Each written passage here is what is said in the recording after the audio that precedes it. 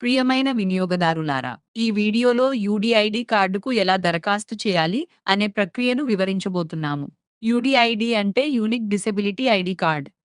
ఈ కార్డు దివ్యాంగుల కోసం జారీ చేయబడుతుంది.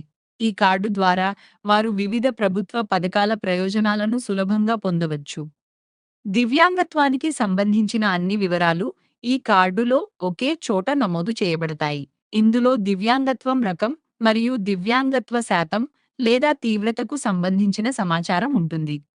ప్రభుత్వ శాఖలు మరియు ప్రైవేట్ సంస్థలు అందించే వివిధ సేవలు, ప్రయోజనాలు మరియు సౌకర్యాలను పొందడానికి యూడిఐడి కార్డు దివ్యాంగులకు ఉపయోగపడుతుంది.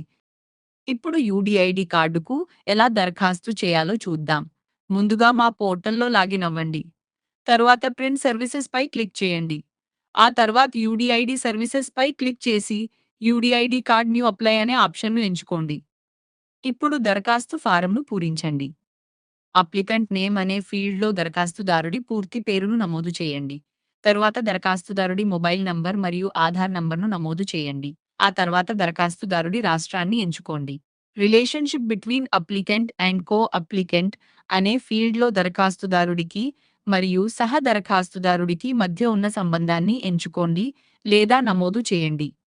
తరువాత సహ దరఖాస్తుదారుడి పూర్తి పేరు మరియు మొబైల్ నంబర్ను నమోదు చేయండి. ఆ తర్వాత డిసెబిలిటీ టైప్ అనే ఫీల్డ్లో దివ్యాంగత్వం రకాన్ని ఎంచుకోండి.